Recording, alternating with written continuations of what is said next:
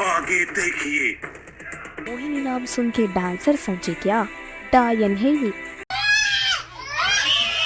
तो कहानी की शुरुआत होती है हमारे आदि भैया से, जो पानी में डूबे हुए अपनी स्टोरी सुना रहे हैं। Hello, how are you?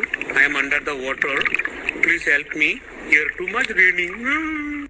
Movie के हीरो आदि भैया हो और उसमें गाने ना हो, ऐसा तो हो ही नहीं सकता। तो लव स्टोरी दिखानी है। तो गाना हो जाए। पहली बार कैसे मिले थे? तो गाना हो जाए। अरे काया कोमा में चली गई। तो गाना हो जाए। आदि भैया के प्रपोज करते ही उसी रात इनका एक्सीडेंट हो जाता है। तब जाके काया के पेरेंट्स उसे बताते हैं कि सालों पहले उसके पूर्वजों की गलती की वजह से उन्हें मिला शाप देता हूँ कि तुम और तुम्हारे खानदान की आने वाली पीढ़ियों की पुत्रियां कभी भी विवाह का सुख नहीं देखेगी। क्या बात करते हैं यार? श्राप देना ही था तो लड़की को दे देते ना यार। बेचारी काया या कराया कुछ नहीं और शापित हो गई बैठे बिठाए। लेकिन दूसरे दिन आदि भैया को पता लगा कि तो वही है जो एक्सीडेंट से पहले रास्ते पे खड़ी थी। I hit her with my car, man. Action मार रहा मूवी अंग्रेजी में। आदि भैया और उनके दोस्त ने सोचा ये जो आपकी फील्ड है इसमें मेरा एक्सपर्टीज नहीं है। तो चलो फिर एक्सपर्ट के पास। अब यहाँ प्रोफेसर पशुपति ने सीधे सीधे मुंह पे बोल दिया, ये आत्मा का चक्कर तुम्हारे बस की बात नहीं, जाओ घर जाओ। अन्ना नु चढ़िया गुस्सा और बोला मेरी चड्डी नहीं उतारी ना मैंने तो मेरा नाम आदित्य नारायण। तो प्रोफेसर को इम्प्रेस करने के लिए उन्हीं की लिखी बुक में से एक भूतिया स्टोरी की बुक उठा लाए। Urban Legends, Michael Student, Sonia, page 133। आपने इसी बुक के बारे में लिखा था ना सर? अब तो प्रोफेसर को मदद करनी ही पड़ेगी। प्रोफेसर बोले जिससे मिलना है आखिरी बार मिल लो। तो ये गया काया से मिलने और याद के तौर पे अपनी रिंग दे के आया। लेकिन फिर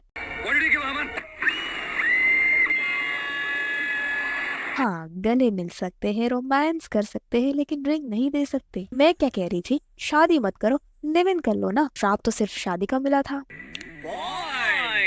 यहाँ ये लोग श्राप से जुड़ी आत्मा का पता लगाने निकलते हैं और उन्हें पता चला कि महिपालपुर हिमाचल की पहाड़ियों में एक छोटा सा गांव है। तो यहाँ आके इन्हें पता लगा कि मगहा जेल, सच और हमारे बीच सिर्फ इस रात का फासला बाकी है। जोर से बोल के लोगों को स्कीमें बता दे। तो हमारी मोहिनी आंटी ने सोचा अब तो जल्दी करनी पड़ेगी। तो रात को ही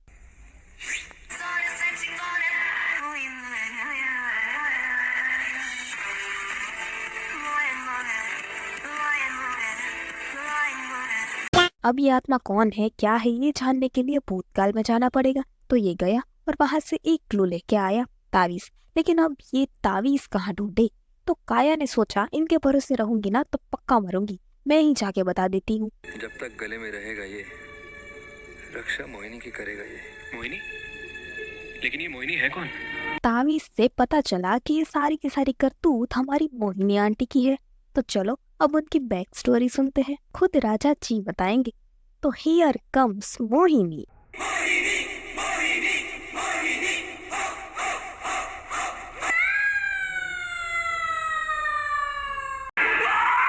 मखमल का सिंहासन चाहिए और सिंहासन तक पहुंचने के लिए हमें महाराज और उनके दोनों बेटों को खत्म करना पड़ेगा।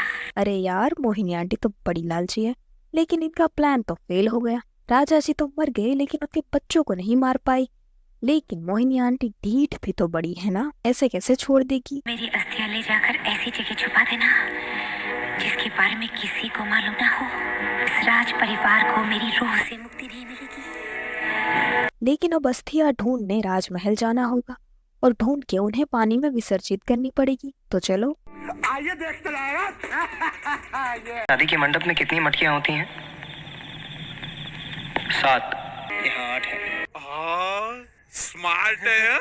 अरे वाह, अस्थियां मिल गई, अब विसर्जित कर देते हैं। लेकिन मोहिनी दीदी ने भी ना हाथ में चूड़ियां नहीं पहनी। मोहिनी नाम सुन के डांसर समझे क्या डायन है ये। तू रोकेगा मेरे को तू रोकेगा।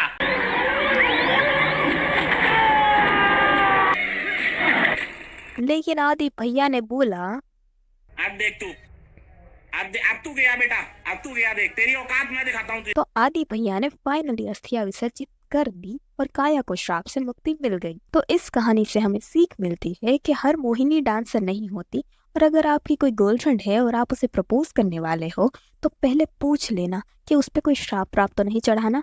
वरना हर कोई तो आदि भैया की तरह आत्माओं से लड़के शादी नहीं कर सकता ना।